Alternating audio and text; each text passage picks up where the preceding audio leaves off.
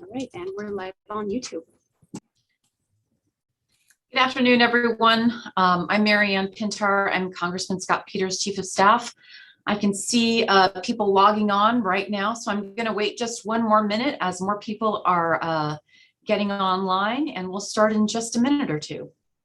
Thanks for joining us tonight.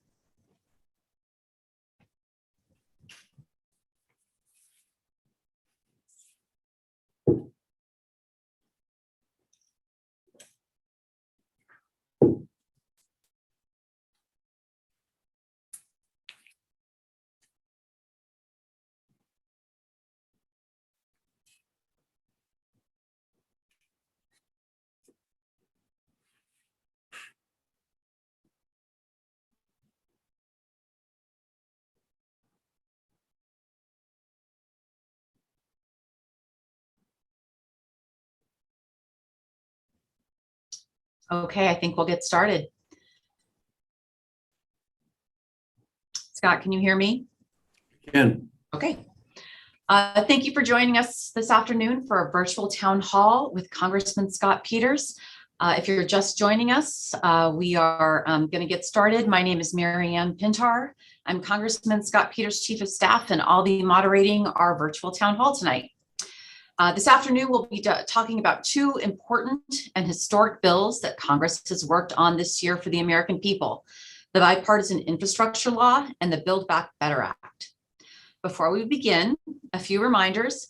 If you'd like to ask a question and you're joining us via Zoom, please use the chat function at the right of your screen. It's down at the bottom, I believe, at the right of your screen. Type in your question when we get to the question and answer portion of our program. If you or your friends are having trouble with the Zoom link or trouble logging on to the town hall, you can always stream the event live on Congressman Peters' YouTube page, which you can find by Googling Congressman Scott Peters on YouTube. To ask a question from YouTube, you can post your question in the comment section, and a staff member will send it over to me, and we'll do our best to get to it. When we get to the Q&A portion, I'll read your questions verbatim to Congressman Peters, who will answer them live here during our broadcast. I will turn it over to the Congressman. Scott. Thanks, Mariana. Thanks, everyone. Thanks for joining us. I'm Congressman Scott Peters. I'm so proud to be a representative of the 52nd Congressional District in Washington, D.C. In Washington, I've been working hard to address the everyday concerns of San Diegans, including COVID-19, climate change, inflation, and supply chain issues. With the recent passage of two historic pieces of legislation and the American Rescue Plan earlier this year, we're tackling these challenges, which are difficult challenges. We're tackling them head on. On November 6th, I voted to pass the Infrastructure Investment and Jobs Act, also known as the Bipartisan Infrastructure Framework, or the Bipartisan Infrastructure Deal. President Biden signed that bill into law on November 15th. Listen, for decades, congressional leaders have been talking about our crumbling roads and bridges, but have failed to respond. This infrastructure deal delivers once-in-a-generation investment in our nation's infrastructure. And for San Diegans, that means significant support to upgrade our transportation systems, address the climate crisis, and ease inflation. On transportation, the bill will repair and rebuild our roads, bridges, and public transportation systems. That includes the largest investment in public transportation in American history, nearly $10 billion just for California alone. I also want to say that Monday I was at the opening of the groundbreaking for Terminal 1 at the airport. This bill will provide $25 billion for airports. $20 billion will go to projects just like this. And San Diego gets a cut just off the formula, right off the beginning, over $100 million. We'll be able to compete for money as we go through the 5-year construction phase. That's all available to improve our airport. In San Diego and across the nation, we're beginning to see the devastating toll of climate change. More intense wildfires, severe droughts, and sea level rise are all threats to the community's infrastructure here in San Diego. The Bipartisan Infrastructure Law provides critical funding to reduce pollution and to better prepare San Diego for the changing weather patterns that we're seeing and to create good-paying jobs. The bill includes more than $65 billion and My Power On Act to upgrade our electric grid and build interstate transmission lines across the country. That helps us deliver renewable energy from places it's generated, sometimes like in New Mexico or Arizona, to places where it's needed, maybe Detroit or Chicago. It's going to be good for reliability and for costs, as well as for renewables. There's $7.5 billion to build out a national network of electric vehicles or EV chargers, $50 billion to protect communities against droughts, heat, floods, and wildfires, the largest investment ever in climate resilience. And the bill also includes large investments to ensure that every American can get at the very basic things we need to survive and thrive in the 21st century. It will eliminate lead service lines and update our clean water infrastructure so that every person has access to safe and clean drinking water. Funding will also provide every American with reliable internet so that those living in the most rural areas of our nation can access the lifeline of information and opportunity found on the internet. And it's not just rural areas, because we learned during the pandemic that some of the communities in our own very wealthy area of San Diego don't have the access they need to learn and to have the opportunities that the rest of us have. So this bill will address that. And finally, the bill responds to recent supply chain challenges brought about by outdated infrastructure, extreme weather, and the pandemic. We've got $17 billion for port infrastructure to help alleviate supply chain bottlenecks, which is obviously very important to getting goods moving and to get make goods available, which will help ease inflation concerns. When we work together, we can address some of our nation's greatest challenges. The Infrastructure Investments and Jobs Act is a product of hard, bipartisan work that will keep us competitive against countries that have made major investments in infrastructure, including China, and will make lasting change for communities in our region and across the country. Now, in addition to that historic bipartisan infrastructure deal, $1.2 trillion, on November 19th, I voted to pass the Build Back Better Act, which is the most robust investment in middle-class families in recent decades, and the most significant climate legislation in American history.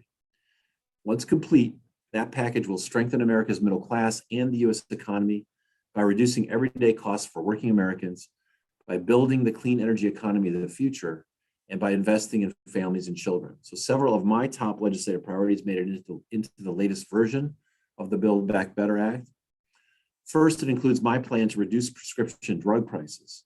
After months of negotiations, we brokered a landmark deal between the White House, the House, and the Senate to allow Medicare to directly negotiate lower drug prices from pharmaceutical manufacturers. Compromise fulfills a goal that Democrats have worked toward for nearly 30 years and is without a doubt one of the most consequential components of this bill. It's modeled in part after the framework I released with Rep. Kurt Schrader earlier this summer, and it establishes a $2,000 out-of-pocket cap for every senior on Medicare for the first time ever. So this out-of-pocket cap applies at the pharmacy counter, ensures that seniors never pay more than $2,000 a year for their drugs under the Medicare Part D program. And also, just because there's been some confusion, it covers all drugs, even the ones that aren't subject directly to negotiation. So you need to know that it's $2,000 a year for all your drugs if you're a senior under Medicare Part D, which is the part of Medicare that supplies drugs over the counter. The plan also caps insulin costs at $35 a month for Americans with diabetes. It claws back excess profits from big pharma, encourages marketplace competition, and increases transparency in the healthcare system. And it does this while preserving the investment in scientific innovation that America is known for, which means our country will continue to be on the leading edge of creating new cures for the toughest and rarest disease. The Build Back Better Act also includes $555 billion to reduce climate pollution, lower energy costs, and prepare communities for the impacts of extreme weather. So first, to reduce climate pollution, we need both to incentivize the deployment of clean technologies and disincentivize dirty energy. The Build Back Better Act provides more than $300 billion in tax incentives to support clean technologies and creates a $29 billion greenhouse gas reduction fund to partner with private companies on clean energy projects. To disincentivize dirty energy, the legislation includes a charge on wasted methane pollution and bans new oil and gas drilling in federal waters in the Pacific, Atlantic, and Eastern Gulf. The Build Back Better Act will also help reduce energy costs by advancing renewable energy, modernizing the grid, and promoting energy efficient appliances. Specifically, it incentivizes home energy efficiency and electric electrification rebates to the tune of $19 billion. $15 billion will support the development of innovative technologies like long duration energy storage, and almost $3 billion to make our electric grid more reliable. Third, we'll address the extreme weather that is already damaging our communities. In combination with $50 billion to build climate resilience in the infrastructure deal, this bill includes historic investments in coastal restoration, public lands, forest management, wildfire threat reduction, soil health and agriculture conservation. Fourth, the bill supports clean transportation options, including advanced sustainable port infrastructure, high-speed rail projects, and cleaner aviation fuels. It provides $12.5 billion to support domestic auto manufacturing, clean heavy-duty vehicles, and zero emissions vehicle infrastructure. And last on climate, it addresses environmental and climate justice through nearly $20 billion for national service and workforce development in support of climate resilience and mitigation efforts, and $3 billion for community-led projects that address environmental and public health harms related to pollution and climate change. And finally, the Build Back Better Act passed by the House offers life-changing investments in families and children. It expands the extremely popular and necessary child tax credit that's reduced child poverty already when we passed it earlier this year, and lowers childcare costs for working families to put affordable, high-quality childcare within reach.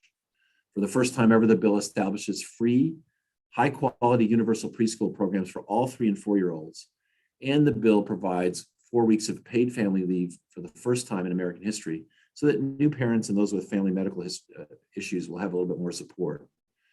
It addresses our nation's most urgent housing needs, including the homelessness crisis, by investing $150 billion with targeted funding streams for new construction and preservation of housing, rental and down payment assistance, and sustainable and resilient housing. And it invests in America's workforce development and further supports small business administration programs. Now, once done, the act will provide a comprehensive response to the economic and social challenges that have plagued American families over the last several years. The critical investments in clean energy and American families will continue to stimulate our economy and will get people back to work, all while generating 1.5 million jobs per year for 10 years. And it's paid for. It's paid for because we fixed some of the overreach we found in the Trump tax cuts from 2017, including notably making sure that we catch tax cheats, people who don't pay their taxes, and making sure that every corporation pays a minimum. This is something that's negotiated worldwide, so that no corporation who's making tons of money gets away with paying nothing. The idea is to make people pay their fair share. We did that without raising nominal rates on individuals or even without touching the capital gains rate. So it's paid for, which is another issue with respect to inflation, because we're not borrowing more money. So it shouldn't have an inflationary effect in itself. So I was proud to vote yes on the bill's passage from the House on November 19th. It's now in the Senate. It may be amended, but I look forward to making sure the final version sets our nation and children up for a prosperous future. All right, Marianne, that was a lot. I'm going to turn it back to you so we can talk more and begin our discussion, but I'm looking forward to taking your questions about these bills and talking about the other work Congress has completed this year for the American people. Thank you, Scott. It was a lot of good information, but it gave us time to get a lot of questions from our participants tonight.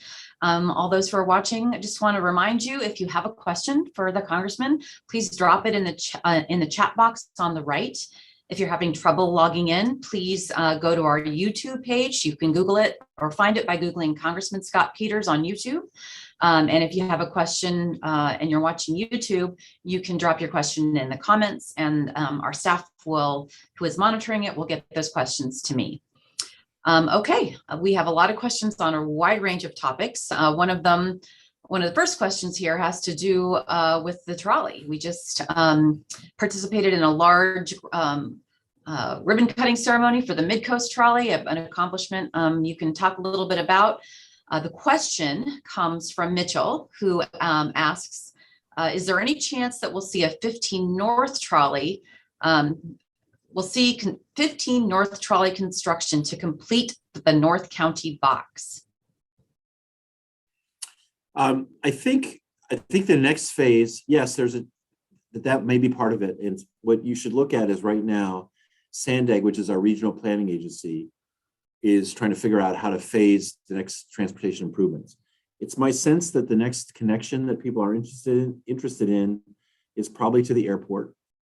And the airport's got some money to help with that this time. So I suspect that that's the next thing.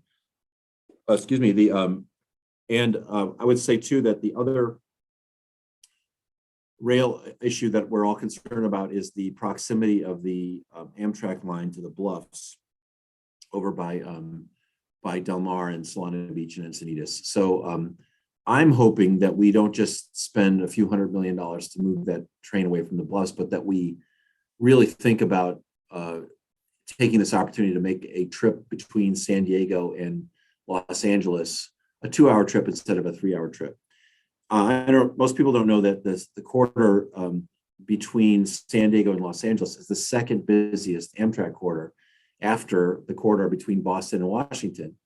Now it's second by a long shot, but it really deserves the investment of the federal government. This bill we passed, the infrastructure bill, provides a lot of money for passenger rail, and I'm hoping that we can work with the state. I've already spoken to the transportation secretary in the state and with Senator Atkins, who runs the Senate, about cooperating to really make a big upgrade there. I think those are the priorities right now, in addition to seeing what we can do to provide more frequent service, which would make more usable. Thank you, Scott. I wanted to just mention that I'm seeing a lot of questions coming in related to city and county government, and we will try and get to those. I'm going to focus on the federal government questions first, and then hopefully we'll have a little bit of time to get back to those others. Next question comes from Bob. He says the president has nominated 2 new directors to the post office. And he understands that the post office is not under congressional control, but do you have a feeling on how soon DeJoy can be given a cardboard box to clean out his desk? Yes, the postal board, the board is the entity that appoints the postmaster general. So that board has to change. I'm not in the Senate, and it's unclear to me when Mr. Schumer is in control, why it has to take so long to get these appointments approved. But there are a lot of ambassadors waiting to be approved. There's a lot of officials like these postal appointments as well. As soon as that happens, I think they'll take a look at the administration of the Postal Service. But I'm glad we have the nominations out. We're all just waiting for the Senate to approve them, and then I think we'll move on. All right. Next question, excuse me, is from Maz. He asks, or he states rather, that on several forums in the last few months, you mentioned that one of your key objections to HR 3 is the excise tax component, and that you equated it to pricing and not negotiations. But the compromised drug pricing component of Build Back Better that you helped craft caps the price of insulin at $35 a month. Isn't this an even starker example of, quote, pricing? And why is this idea okay for insulin and not for other drugs that treat cancer, asthma, or other diseases? Well, this is a little bit of apples and oranges now, because what we're saying in my version too, is we're capping the price for consumers that they can pay for drugs. So for all drugs under Part D, if you're a senior, that cap is $2,000. And for insulin, it's $35 a month.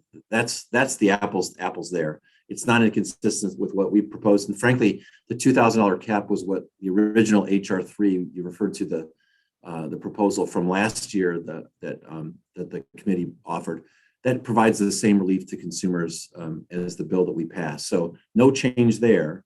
What the problem I had was when we talk about how Medicare negotiates with manufacturers, that's where we want to have a real negotiation, not something that will scare off investment. And that's what we've done. We provided Medicare with the ability to negotiate in a really tough way, but after a period of time for the investors who've invested their money in very risky drug development to recover their investment. But the point for the consumer, and I want to make sure that particularly if you're a senior, you understand this, you will not pay more than $2,000 a year for all of your drugs, that those costs will be borne by the providers, by the government, and by the insurance companies, not by the consumers. And that's the relief that Democrats promised consumers, and that's the relief we will deliver if Build Back Better is passed. In addition, I should also mention that the bill saves the federal government, according to the Congressional Budget Office, $300 billion over 10 years. So not only is it good for consumers, for seniors, it's good for taxpayers.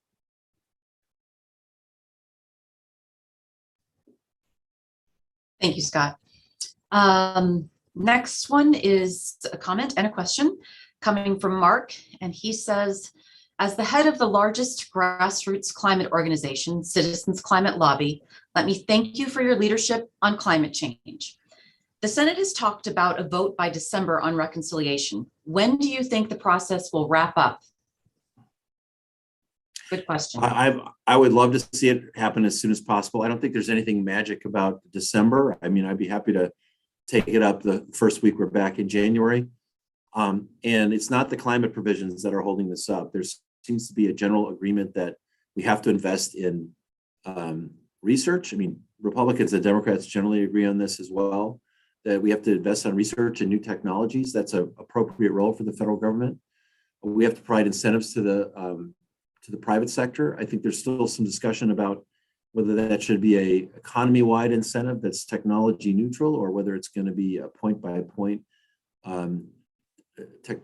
technology by technology economic inducement. I know that Citizens Climate Lobby has been for an economy-wide incentive. I think that's the best way. We'll see how that comes out. The hiccup seems to be, and this is my own understanding, is that Senator Manchin and maybe some other senators, because remember, not all of them talk to the press, but Senator Manchin in particular is concerned about some of the family support. He's not a fan of the paid family leave. I mean, even 4 weeks, even 2 weeks of paid family leave, I don't think he's for. I understand he's expressed some concern about the child tax credit, which I actually think is probably the most important component of that part of the bill. We're in a situation where we need 50 votes to pass something. And so Mr. Manchin will be heard out, and we may have to make some changes, but I'm pretty confident that there's enough in this bill that we all agree on that it will pass, and maybe the first part of January rather than the end of December, but soon enough, I think. This next one is a comment, and it just says, thank you for helping cap the prescription out-of-pocket costs for seniors, including all drugs. This next question is from Tama.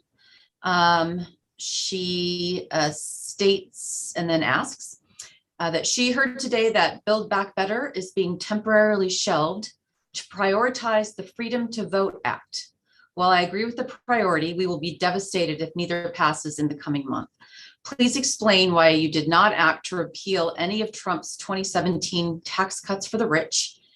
And why is it that the only part that is even under discussion is the SALT tax, which only benefits 13% of Americans who itemize their deductions, and at least 30% of the benefits going to the top 1%? That's the first question.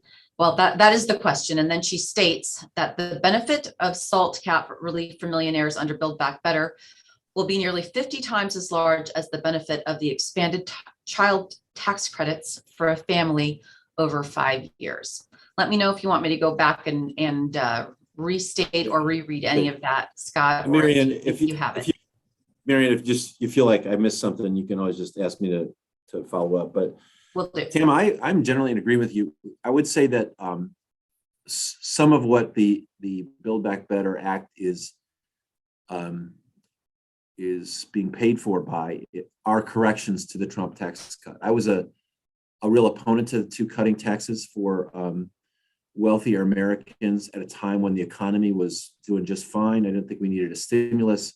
Wealthy people don't take those tax cuts and spend them. They put them in the bank account. It's tax cuts for middle class people and lower income people that make a difference, because they'll go out and fix that roof, or they'll buy the new truck for their small business.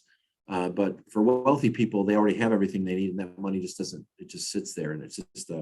I was a huge opponent of that. As for the revenues, I might have done it differently than the Senate, but that was a negotiation that came out from the senators and the president on what the revenues would be. That's how they got to the 1.75 roughly number as a historic investment, and I think we should move forward on it. And like you, I might have done it differently, but that's where we are. And I still think it's pretty transformative, and I think it does correct a lot of the holes in the tax code, including, as I mentioned, the hundreds of billions of dollars we lose in tax cheating that needs to be followed up on, and the fact that some corporations are just moving money around the world so they don't pay anything. I think the whole world is concerned about that, and we're going to address it. On the SALT tax, so this is the state and local tax deduction. And since the beginning of the income tax, state taxpayers were able to deduct the amount they paid in state taxes from their federal, off of their federal taxes. And the Trump tax cut limited that to $10,000. Now, I think that unfairly singled out states like California that make investments, that charge their members or charge their residents taxes to invest in infrastructure and in schools. Our taxpayers took it harder. I believe it was 18 million taxpayers who were affected by that cap. So it wasn't just the really wealthy people. And I believe that number should be raised. I'm not sure that it's right to raise it to the level that they're talking about, but I do believe that the Californians deserve some relief. So I don't object to any adjustment in the SALT tax, but I agree that it should be targeted to people who need it. And finally, you mentioned the child tax credit. I think that's the most important part of the investment in families. In fact, rather than do a small program, a program of short duration in child care and one of short duration in pre-K, pre-kindergarten, I would probably lengthen out the child tax credit, make it permanent, maybe focus more money for the younger children, say under 3, and then let parents have that money to decide how best to support their kids. That would be my preference. So you and I see that that's a priority. We agree on that. Again, this is a big effort undertaking. I don't think we should expect it to be easy. I think there's still a lot of work to get it over the line, but we need to get that passed. I agree with you that. Thank you, Scott. Angela from San Diego asks, Congressman Peters, are you aware of Medicare's direct contracting pilot program that was started by President Trump to privatize traditional Medicare under the guise of innovation and cost savings, and which has been allowed to continue under President Biden? Are you aware of it? That's the first question. The second question is, what will you do to rein in this backdoor attempt to privatize Medicare?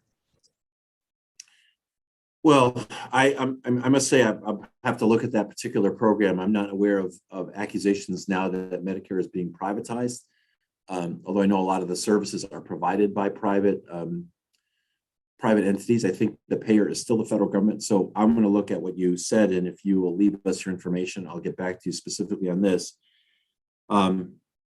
Medicare is in the Social Security. These are contracts we make with people for social insurance, so that at the end of their life, they know that they'll be able to count on them in their retirement and in their old age. So I very much support making sure that they remain solvent, and that we keep benefits. We're not in a position where we have to cut benefits. So I will look at your question. I do also want to say that I'm concerned now at the solvency of those programs right now, because we know that a lot of the most important funds will run out of money in the next 5 or 10 years, and in Social Security, for instance, that will mean across the board cuts. So we can't really deal with the status quo, but I don't think privatization is the answer. I think we should be working now to make sure that those programs are solvent, not just for people who are in their 60s today or their 50s today, but people who are in their 30s and 20s. We should all have the benefit of those programs, and I'm committed to make sure that they're available. The next question is from Michael. He says that he's always been careful to live within his means and only spend what he knew he could afford. In my view, using first person because it's his question. In my view, the BBB bill is irresponsible and dangerous for the following reasons. It will increase our national debt well beyond our means to reasonably pay back this money. To pay back, this money will eventually need to be paid for by citizens of this country. The idea that the rich will pay for the $2 trillion expense on top of our current debt is unreasonable. It divides citizenry based on their success in life, further dividing our country. I'm sorry, I didn't see the question. I'll just finish reading this comment. Today he reported that the UT reported that we are close to a 10% inflation rate for the year. We want to just address the national debt concern and inflation, Scott? Yes. So thanks for the question. A lot of us want to make sure that this is paid for, that we have enough revenues in this bill to pay for the investments that we're making. One of the things that we're waiting for from the Senate is the scoring from the CBO to make sure that that's true. So the idea of this is not to add to the deficit, and I think it might generate opposition if it were to. So I expect that will be shown by the Congressional Budget Office that it won't add to the deficit, that it's actually paid for. On debt and deficit, though, I would just add a couple things. If the infrastructure bill, for instance, is, or let's say the Build Back Better bill is spread out over 10 years, that pales in comparison, and it's paid for. But even if it wasn't paid for, that pales in comparison to what happened under the Trump administration, where we got to the point that every year we're borrowing $1 trillion to pay our expenses. So every year, just by operations, we're adding $1 trillion to the national debt. I have been working with a bipartisan group to get that under control. My partner is Jody Arrington, a very conservative Republican from Lubbock, Texas. And what we're trying to do is one, provide more transparency about what the true debt situation is. Two, to make sure we deal with, and we are committed to the solvency of all those funds that I mentioned, whether it's old age fund under Social Security or the Medicare. We want to make sure that we get those in good shape. And third, we want to use the debt ceiling as not a political tool, but as a policy guide that could help us provide leverage to get our debt under control, so that I think the sustainable glide path for debt is that it's growing, that the economy is growing faster than the debt. That's the situation we want to be in. Right now, we're at a point now, as a result partly of the pandemic, when I think everyone agreed we had to borrow, that we're at 100, that debt is now, it's the same size as our economy. And we want to get that down because although we can carry debt, we probably should carry some debt. I'm not saying we should arbitrarily balance the budget, because we don't have to do that. We should borrow for investments. We shouldn't be borrowing to pay our ongoing expenses. And we had 30 members last year, and 30 Republicans, 30 Democrats last year urged that we take this on as part of the pandemic relief, and we're going to continue to work on that. With respect to inflation, there's a few factors in inflation, and I got to tell you that, when you have a pandemic, we're going to take our lumps, and one of those is that the supply is out of whack with demand. I mean, the demand for goods is very high, and you can't just turn up the production, whether it's silicon, whether it's chips, or whether it's fuel. It's going to take a little while for supply to catch up with demand. That's one of the reasons we want to invest in ports. We don't want things to be sitting out there waiting to be unloaded. Part of it is a workforce shortage that we have around the world as a result of the pandemic. People have not gone back to work. Many won't come back to work. So that's going to put some upward pressure on wages. A lot of it has nothing to do with the government. It's just that we had to deal with this pandemic. We should get our debt under control so that doesn't affect inflation. I think that's true. I think, as I said, that's got to be a bipartisan effort. I'm working on that. I'm helping to lead it. And we'll have to have the right monetary policy as well. But as far as the Build Back Better Act, that should be paid for, and if it's paid for, should not drive inflation in the way that I think you're concerned about.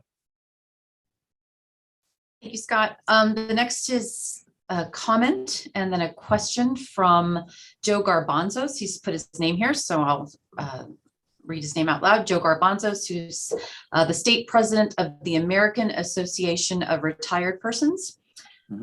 His comment and then his question. Joe writes, thank you for your support in passing the Build Back Better bill in the House, particularly the prescription drug pricing provision, allowing Medicare to negotiate drug pricing with Big Pharma. This and other accompanying provisions you described are important for AARP members and their families. We request your support to keep these provisions in passing the Build Back Better Act in the Senate. His question. The infrastructure legislation budget monies for high-speed internet access and affordabilities in areas with the most need, rural areas. How can the San Diego area, which is more urban, get federal monies for its high-speed internet infrastructure? It's. Do you want me to reread that or restate that, or do you? No, I think the question is. I think it's my understanding that the money is not limited to rural. I mean, rural broadband has been an issue since I've been in Congress. I think a lot of folks who represent more remote areas have been concerned that, the internet has become, it's become a place of learning. It's become a place of opportunity, access to markets, entrepreneurship, and those areas just haven't been served. We found now as a result of the pandemic, when we started trying to educate kids at home or work from home, that some places, even in cities, weren't as well connected as we had assumed. So we don't talk just about rural broadband. We talk sort of about the digital divide. That's both geographic and socioeconomic. And I believe that the bill will provide us an opportunity to deal with both. And by the way, thank you to AARP for your support of the drug provisions, the pricing reforms. I know that it was a nerve-wracking time when we were going through trying to come up with something, and that you were very worried that nothing would come of it. I'm really glad that we came up with this reform, and I'm quite committed to keeping it in the Build Back Better Act and to making sure that it does provide seniors the relief that we've all been looking for. Thank you, Scott. We have a question on, I just lost it. Hang on, here it is. On immigration reform. This is a question from Jacqueline from Claremont, I think. No, I'm sorry, Mary from San Diego. Immigration reform, what can you and your constituents do to ensure that immigration reform remains in the Build Back Better Act so that any fix isn't just temporary and no longer subjects our neighbors to detention and deportation? It's tough because, first of all, I think everyone agrees we need to reform our immigration system. It's broken. It's broken at many points. One of the things that we know we need people to do jobs here, given our demographics. We need people to do jobs in the United States, whether it's farm jobs, construction jobs, healthcare, and even around San Diego, we have a lot of jobs for engineers and scientists that we want people to be doing here. We've always relied on immigrants to come to our country to provide that energy and that hard drive and hard work, and to help our country as they help their families. And we need to, we need to have people available through immigration for all of those jobs. We've got people here already working who are undocumented that we can't pretend we're going to send back. We've got dreamers who, by definition, have to not get in trouble with the law, have to be in school. The kind of people I think we all agree would be great Americans. We want to make sure that they're allowed to be here. And I think, frankly, Democrats also have to understand that part of the deal is going to be enforcement. That if people who are skeptical about immigration across the political spectrum are willing to bring in more people to do these jobs and to support our economic growth, we also have to be willing to say that we'll cut those numbers off at a certain point. I think that's there's discomfort around all parts of this in different parts of the analysis. People are uncomfortable with different parts of making that deal. We've been close to a deal a couple times on Dreamers recently and on temporary protected status folks from other countries who've been here for a long time. We had a big, nearly had a deal with, I think, the support of 60 senators in 2013. Speaker Boehner wouldn't let us vote on that. That would have solved a lot of problems. It's not going away. Immigration is part of our strategy for economic growth. And we're going to have to face that at some point. We did put some immigration provisions in the Build Back Better Act. We're subject to this process called reconciliation. That means that we're allowed to pass something with a simple majority if it has to do with federal outlays of money or federal revenues. And so whether the parliamentarian in the Senate finds that this meets that test, I don't know. But whether we have to get 51 votes or 60 votes, this issue is not going away. And I'm going to be committed to bring it to a resolution that works for the country. The next question is about energy, energy independence. This is a question from Lori. I don't see what community she might be from. And Lori, I apologize, but the first part of your statement was cut off in the chat here. But I'm going to pick up from where you come to your questions about energy, providing new sources of energy. Her statement says that propaganda is widespread in the USA, that seemingly intelligent people cannot think straight and support idiotic causes like opposing pipelines. This explains why oil spills from rail cars occur several times a year and rarely make national news, whereas any oil pipeline leak results in national headlines. So the questions are, do you support energy independence? Do you support natural gas as an energy source? Do you support nuclear as an energy source? Well, thanks for the question. I do think that opposing pipelines does not make an energy strategy. I'm frustrated with that. I think it's unrealistic to suggest that oil and gas are going to go away anytime soon. So I'm committed to making sure that for as long as we're using them, that they're clean. That's why I've been focusing on methane leaks with respect to oil and gas production. I've been talking to the industry about closing up those leaks to make sure that we're not leaking natural gas. I do support next generation nuclear. There's a concept of small modular reactors that don't generate as much waste and can be much more and much easier to deploy than these mega things like we had at San Onofre that do generate a lot of power but pose a lot of risks. So I think that that's got to be part of the mix, and I think not just in the United States but also internationally. I think part of our foreign policy ought to be to export other power sources that will have the effect of keeping dirty coal in the ground. I think coal is the thing that it's got to be a priority for us to stop. And you didn't mention renewables, but there's all sorts of efforts around providing renewable energy that whether it's pump storage like we're building here, the Water Authority is building, solar where there's sun, wind where there's wind. Texas is the biggest wind energy producer. Hydro. I think there's a huge energy mix that will not just help us be clean, but help us to continue to be independent. And I think that's a worthy objective. Clean and independent with affordable energy, I think are goals that I would share with you. Stay on that same topic because I have another question about energy and climate. What clean energy? This question is from Deborah. And her question is, what clean energy and climate adaptation spending will San Diego receive? I assume she means as part of BIF and Build Back Better or Build Back Better. It's hard to say exactly how much we will get, and a lot of it is indirectly related to climate. But generally, part of these are provided by formula based on population, and part of them are competitive. So, with respect to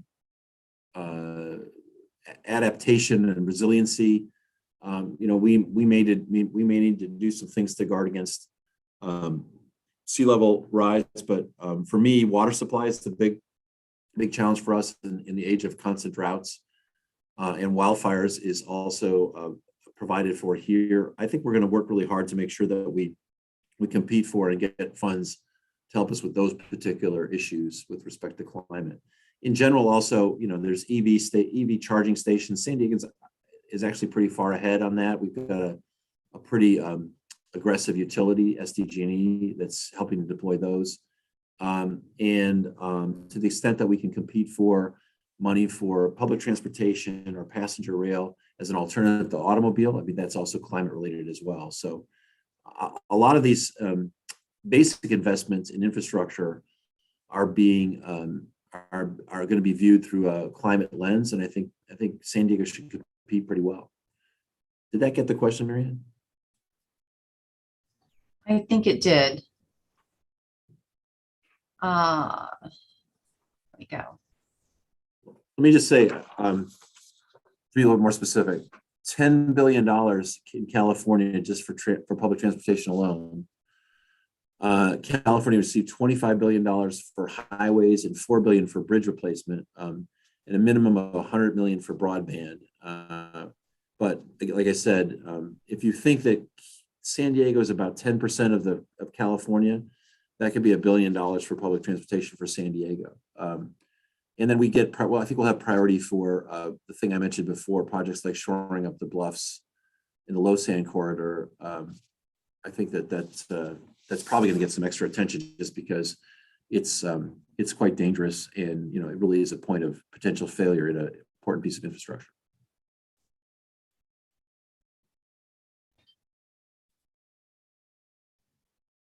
Thank you, Scott. Sorry, I've got a lot of questions here and I'm trying to. Next question comes from Scott. And he asks, are you pushing for the electric grid in the United States to be hardened against EMPs? And then he states that you are encouraging Iran to finish building their nukes, who may well then set one off in our atmosphere. What are you doing to protect the electric grid in the country? So we want an electric grid that's secure from cyber attacks and from attacks like the ones he described, which are sort of paralyzing electrical force attacks. We want it to be reliable. Obviously, we saw Texas in particular face reliability issues with respect to the grid that left people freezing to death in their beds. And we want it to be efficient. Efficiency will provide the ability to use less fuel, which is a climate benefit, but also provide energy at lower cost to consumers. So I'm on the energy subcommittee in the House, and those are a big focus of ours. Those are big focuses of ours. One of the things that we are also doing is through my Power On Act. When we noticed that the Federal Energy Regulatory Commission, FERC, would designate these interstate corridors for the future placement of lines of high voltage power lines across state lines, but they weren't getting built. And so my Power On Act would give states and localities and tribes a chance to figure out what they want to do about it, but would not give them forever. And if it took too long, I think after a certain period of time, FERC would come in and just permit the lines so that they could be built. That again provides redundancy and reliability, all those things we can think of. I also would say one other thing that I think about too is whether we can provide power off the grid. So we've got distributed energy like solar that helps us be protected against attacks. Of the idea, if you have something on your house, it functions very much like a generator. There's also a cool company here called Beam that provides solar electric vehicle charging units, again, off the grid. So there's lots of ways to protect ourselves. Some of that would be distributed energy, the so-called distributed energy. energy that's self-contained and self-generated away from the grid. So we're considering all of those things. And if you have ideas, in particular, we have a lot of smart folks in my district. We'd love to hear from you and shoot us an email. Thank you, Scott. The next question comes from John, I think his last name is Kilps. He says he's with the American Society of Civil Engineers. His question is this. Congressman Peters mentioned the Infrastructure Investments and Jobs Act should provide $10 billion for California. You mentioned that in one of your previous answers. Mm-hmm. How much of that funding should San Diego County receive? He wants to know if we know the answer and if we can get back to him. Do you have any sense of it, of when we're going to see this money or how much we're going to get, Scott? And was that a reference to public transportation? 10 billion. Yes, I think yes, it was for public transportation. Yes. Because we were talking about the trolley. Go ahead. So I think San Diego, we have a pretty good record of punching above our weight in terms of the population. So I always just figure if we're 10% of the state of California and the allocation is 10 billion, we should ballpark $1 billion for investment here. $1 billion is the entire local contribution we made toward the extension of the light rail from Old Town up to UTC and UCSD. So it's a significant amount of money. And I think, we could think pretty hard about connecting the airport to transit. I think that would be a smart move.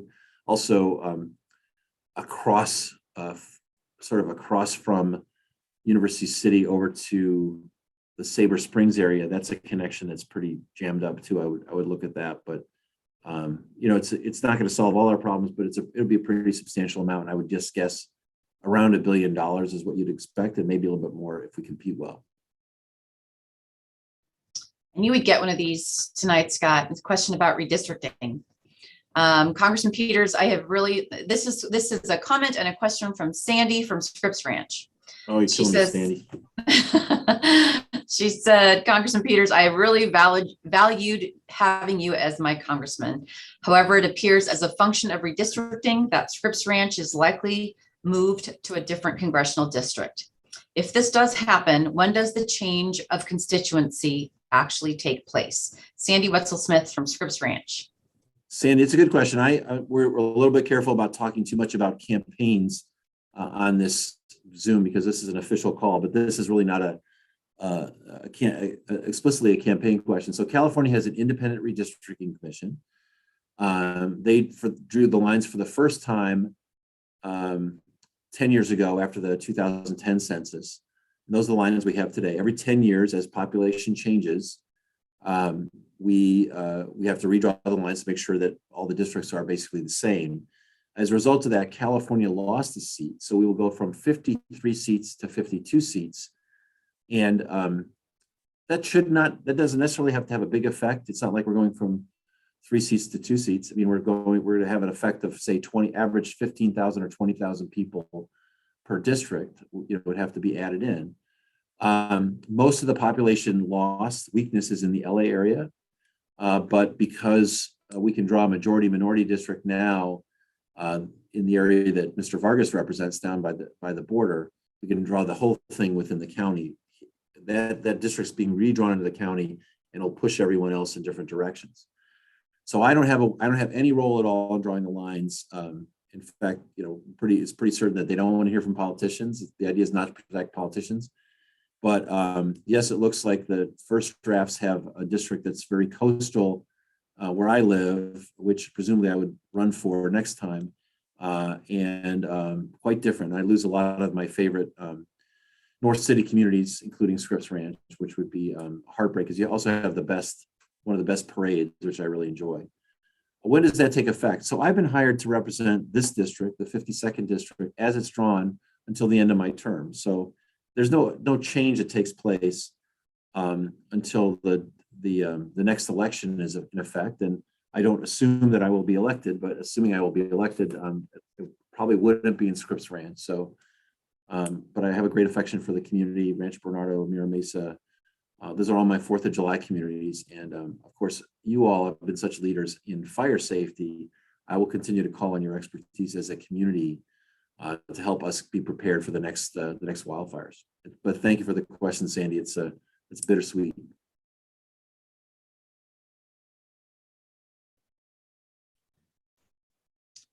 Thank you, Scott. I'm getting a lot of long comments, and I'm trying to get some questions. Here's a question from Susan in Coronado. Besides the damage to the bluffs in Del Mar and Solana Beach, climate change is also raising the sea levels, which endangers all the San Diego area coastal communities. Thank you for your work on reducing methane leaks, pushing for clean energy, and for your support for pricing carbon emissions, all of which would slow down the pace of climate change. In regards to communities suffering health impacts from nearby emissions, heavy industry, can you please address the environmental justice considerations of the Build Back Better Act? So a couple things. One, I think in the big picture, we should remember that the effects of pollution fall hardest on lower income communities. They're often the ones next to highways, and so anything we do on reducing pollution that also reduces climate impacts, I think is good for those communities on the natural. One thing that will happen as we move is as we move toward electric vehicles, which the state has pledged that will only sell no zero emission vehicles starting into 2035. Other car companies have stepped up and made the same pledge. That will help those communities inherently. Also, I think we might see for longer hauls, the development of hydrogen technology again be way cleaner than what we have today. But the Build Back Better Act does also provide for preference for underserved communities for some of the investments in resiliency. So when I was a port commissioner, I was a port commission chair. We had the areas around the port, exposed to diesel emissions from trucks and from ships. Those are the kinds of areas where we would expect Build Back Better to provide some relief, and that's great because we know that asthma and some of the effects of that pollution has been a real hardship for those communities, and we deserve to stand behind them.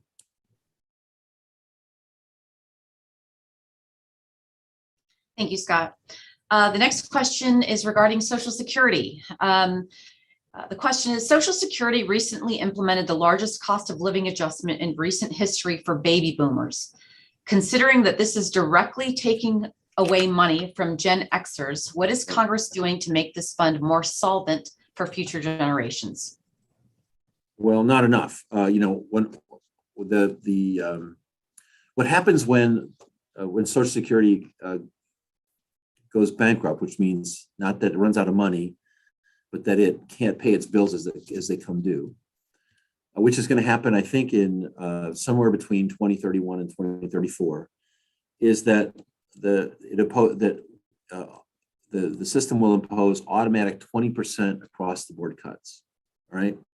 So people who say they don't want to cut Social Security, that's the track we're on if we don't do something about it. And there's lots of ways to deal with this, but we've seen that it's very difficult for politicians to deal with this. It's a very hot issue. I'm original co-sponsor of the Time to Rescue United States Trusts, or the Trust Act. It would establish a bipartisan, bicameral commission that would address the long-term solvency for the major trust funds projected to deplete their reserves by 2035. So that's not just Social Security, but it's highways, Medicare Part A. It doesn't make any changes to Social Security. I'm committed to making sure that program, which has kept seniors out of poverty for decades now, remains solvent, and that the benefits aren't cut. But I can't do that by just saying it. We have to get to work, and that's why I'm willing, and I think it's important for us to take those actions. It's another question about immigration from Mitchell. He says, with millions of blue collar and service jobs going empty, why are we not bringing in more qualified immigrants? I think the question answers itself. We have a lot of capacity we have a lot of jobs that are unfilled. I think at one point I saw 9 or 10 million jobs are unfilled. So think about, it's the opposite of an unemployment problem. We've got jobs looking for workers, and we used to be worried about workers looking for jobs. That's turned around, and the way we've always handled that is through immigration, and having people come and bring their energy, and people who are willing to leave their home country to make their way. Those are the kinds of people that have provided the energy for Americans for generations, and much of the greatness of the country depends on immigrants. I don't fear bringing them in. I think we should welcome it. I think we should be realistic about it. And also we should remember it fuels economic growth. It helps the solvency of Social Security and those trust funds, because legal workers are actually paying into them. It keeps our schools full, and I think provides the energy for us to compete in the world against folks like China. So I'm all for immigration reform. Again, coupled with with security. I think it's a reasonable package to pursue. Here's a comment and question, another one from Tama.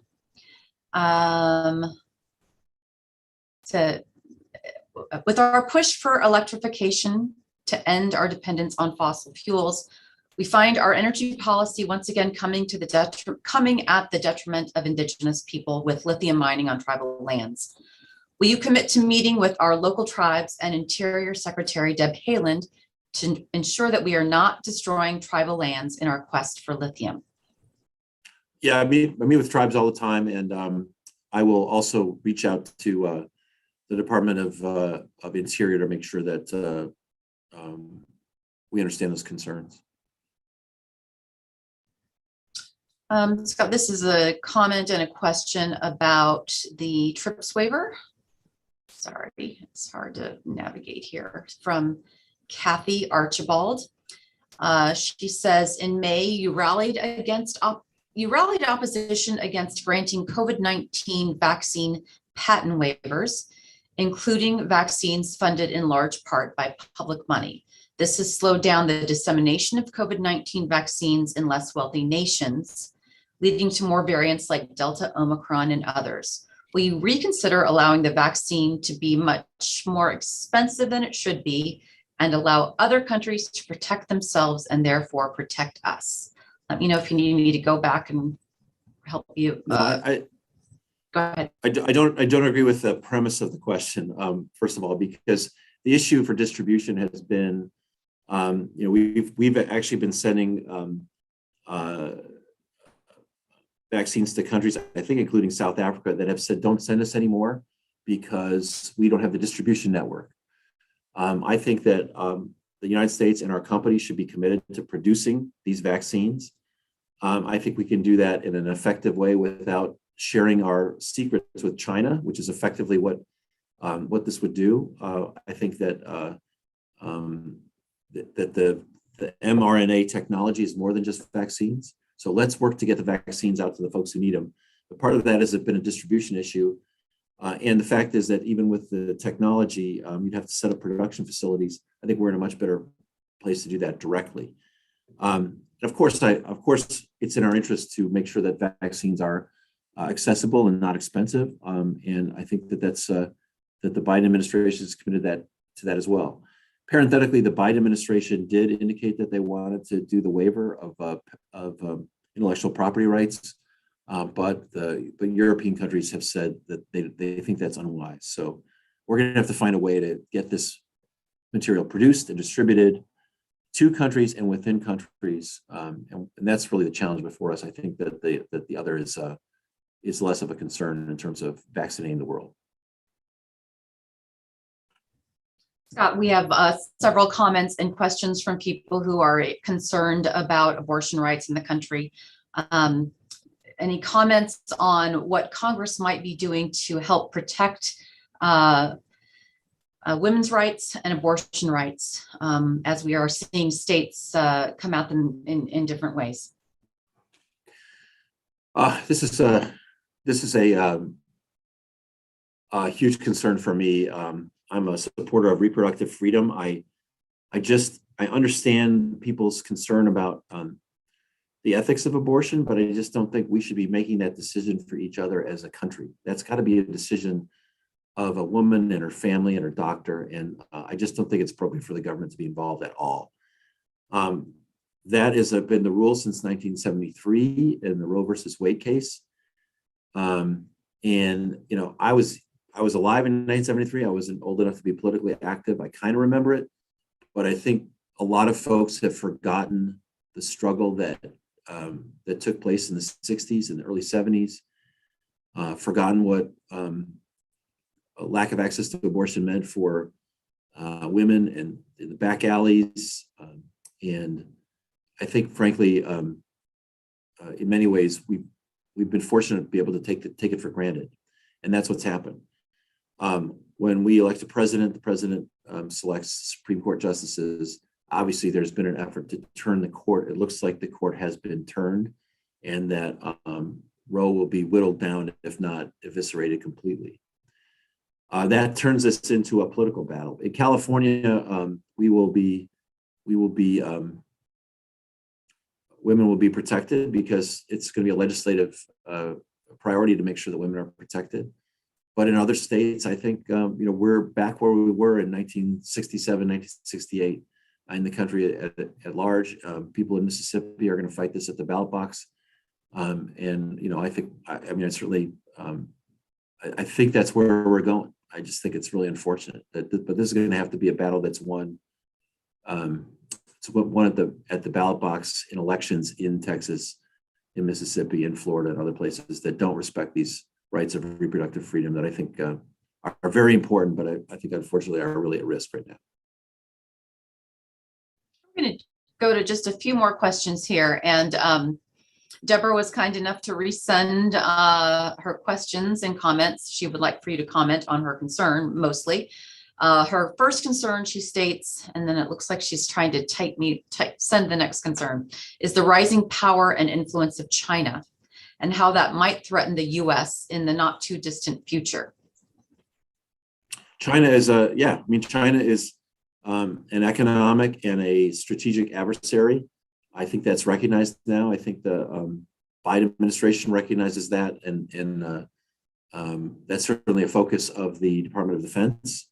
We know that they're closing the technological gap with us, and that's a security concern for us and for our allies particularly around Asia, including, I think, most urgently Taiwan, where almost all of the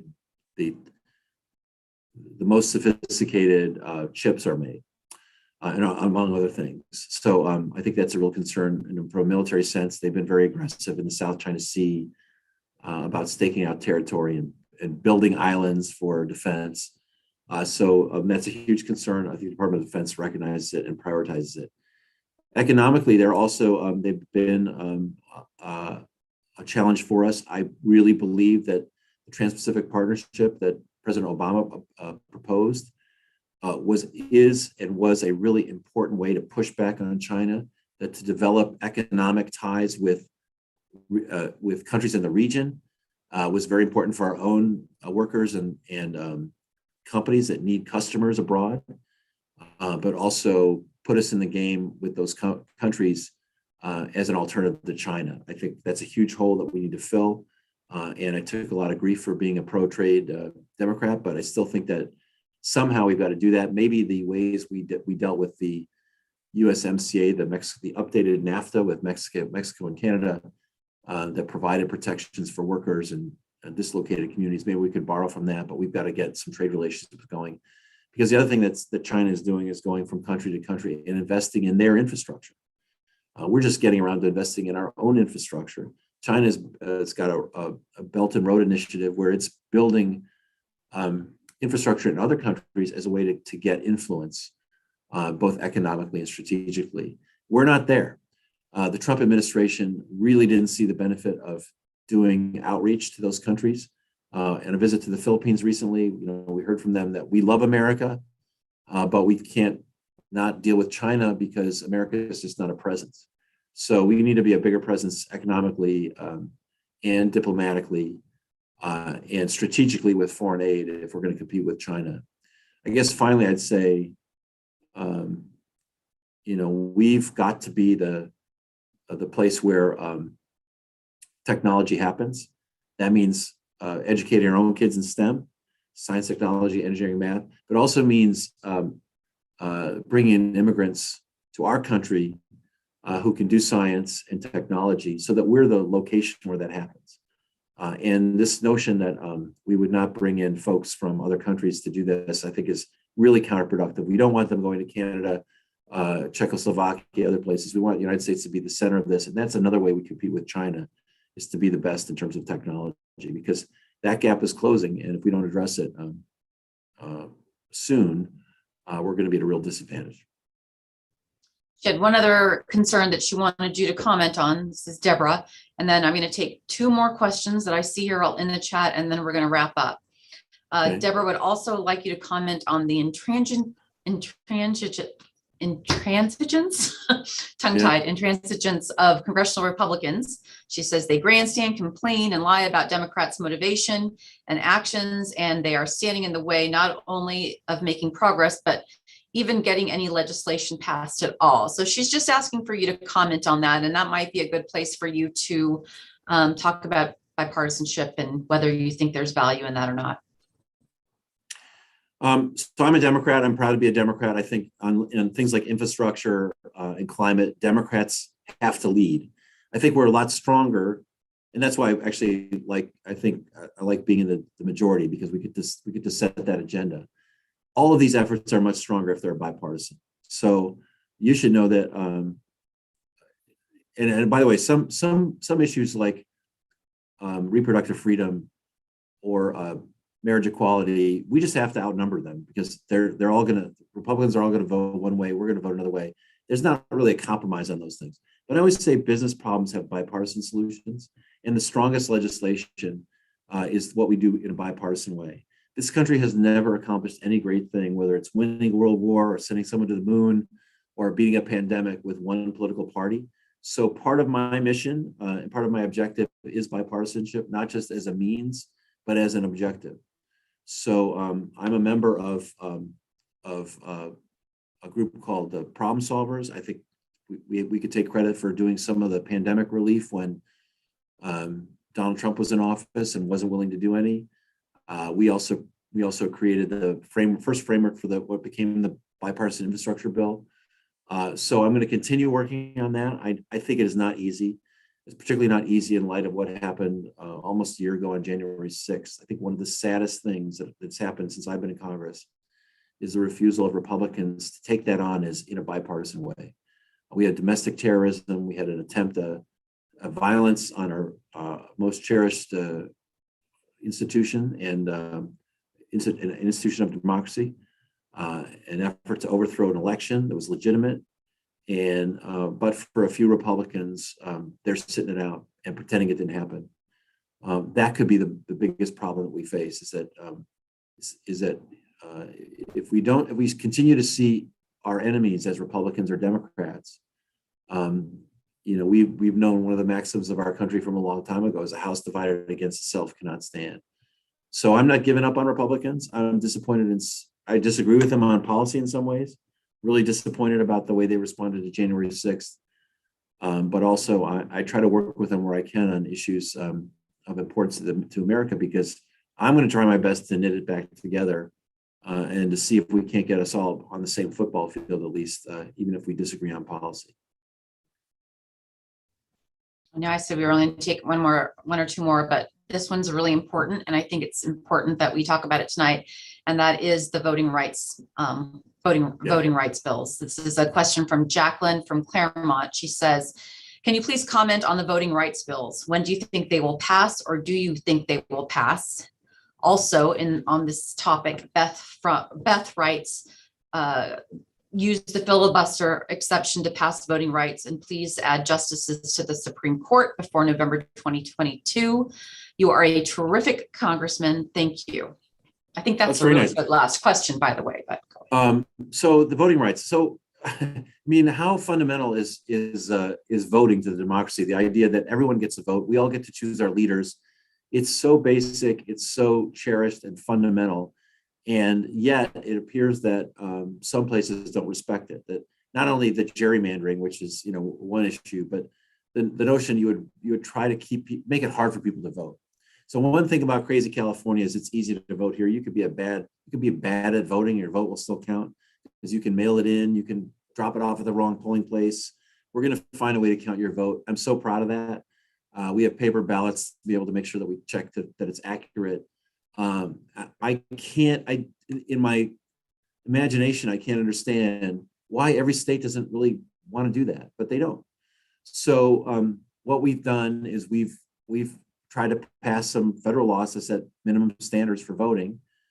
And we haven't had a lot of success getting Republicans on board. So we can pass them in the House, but for something that needs 60 votes in the Senate, it's going to be difficult to do. Now, I disagree with some of my friends in the Senate about the filibuster. I would get rid of it. I actually think it would empower moderates. People like Kirsten Sinema and Mitt Romney could make their deals and get them on the floor without having to worry about whether their respective leaderships liked it or not. But that's not how they see it. And I don't know how we, without an exception to that, how we get that done in this Congress. I'm kind of aghast that any group of people, let alone a whole political party, would want to win by repressing the vote. I think our job is to give you our ideas, let you know how we see things, how we want to solve things. And if you think we have the right approach, you vote for us. If you think the other one's better, you vote for that person. And I think that's what Americans expect out of their democracy. And that's what I'm going to continue to fight for. But it does, I have to say, look pretty bleak without a filibuster exception or some sort of filibuster reform. Okay, last question, because I know this is something that is really extremely important to you. This is from Olivia in San Diego. First, she wants, with a comment, I want to thank Congressman Peters for prioritizing climate action by reducing carbon and super pollutant emissions through his introduction of the Methane Act and the Fair Transition and Competition Act, as well as his participation in the Problem Solvers Caucus and willingness to work across the aisle. How do you continue to find common ground when the country is deeply divided and many issues are deeply partisan? And I think that's a great way to end tonight. Well, you have to have conversations. Like, I think it's so easy to give a speech to a group of people that agree with you, right? Go to your corner and sing to the choir. I think the hard thing and the challenging thing, but the important thing is to go to the middle of the room, find someone you disagree with, and really listen about why that is. So I'll give you 3 examples of bipartisanship. I already talked about one, debt and deficit. I'm working with Jody Arrington of Lubbock, Texas. I became friends with a guy named Bruce Westerman from Arkansas. He said he was the only conservative at the Yale School of Forestry. I'm really leaning in on Bruce to help me figure out what California can do better on wildfires, because we know actually the Southeast is better at wildfire management than California. I want to find out why. And I want to make sure that my constituents are safe, like Sandy before from Scripps Ranch. And I'm going to use his expertise on that. Now, we're not going to, and I guess the third one is, I passed the only major student loan reform in this Congress since I've been here with a guy named Rodney Davis, a Republican from Illinois. So now if you go to work at a company, that company can pay off $5,250 of your loan every year without it being taxable to you. That's a big benefit for kids who are trying to pay off the loan. It gives them a little bit of a break. It gives those companies a way to compete. I did that because I work with a Republican, and because at the right time, a Democratic House and a Republican Senate were willing to put that into law. So that's how you get stuff done. And I think building those relationships, it's not hard. It's not easy. It takes a lot of work, but I think it's really important. And if I can come together and we pass environmental bills in a bipartisan way too. I think that's how you make progress. I think Ted Kennedy said, I'm going to get half a loaf today. I'm going to come back for the other loaf next week. I think the worst thing I could do is you make a bunch of speeches and not bring results. People ask me, are you a moderate or a progressive Democrat? I like to think of myself as a results Democrat because I think that's why folks send me off to Washington, and that's what makes it interesting for me. So I think bipartisanship is a big part of the effort. In the long run, we got to get back there. But sometimes the leadership is not as motivated to do that as the folks you see on C-SPAN talking in the well during votes. And I like to be one of those people that solves problems with anyone who'll talk to me. Thank you, Scott. That is the end of the question and answer discussion we're going to have tonight. I wanted to let people know that we are capturing everything that was in the chat. If we weren't able to get to your questions tonight, we'll do our best to get back to you.